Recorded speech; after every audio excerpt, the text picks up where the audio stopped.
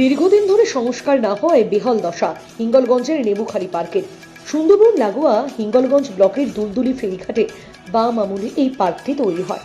স্থানীয় বাসিন্দাদের সাথে কথা বলে জানা যায়, হাসনাবাদ থেকে লেবুখালী পর্যন্ত গাড়িতে এসে নৌকা পারাপারের দেরি হলে বহু নিত্যযাত্রী এই পার্কে বসে সময় কাটাতেন এবং যোগেশগঞ্জ, দুলদুলি ও সাহেবখালী এলাকা থেকে নৌকায় পেরিয়ে লেবুখালী এসে গাড়ি ছাড়ার দেরি থাকলে এই পার্কে বসে অপেক্ষা করতেন নিত্যযাত্রীরা।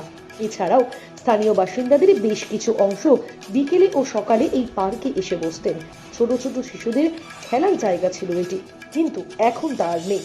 সন্ধ্যা নামতে জুয়া ও মদের আসর বসে। দীর্ঘদিন সংস্কার না হয় যত্রতত্র কংক্রিটের চাঙড় খসে পড়ছে, যে কোনো মুহূর্তেই বিপদ ঘটতে পারে মানুষের। তাই স্থানীয় বাসিন্দাদের পক্ষ থেকে বহুবার প্রশাসনের কাছে ও স্থানীয় পঞ্চায়েতের কাছে আবেদন জানিয়েও কোনো সুরাহা হয়নি।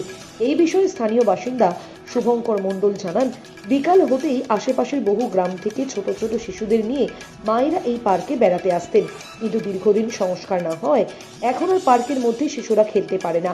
প্রশাসনের কাছে অনুরোধ, দ্রুত এই পার্কটিকে সংস্কার করে দেওয়া হোক।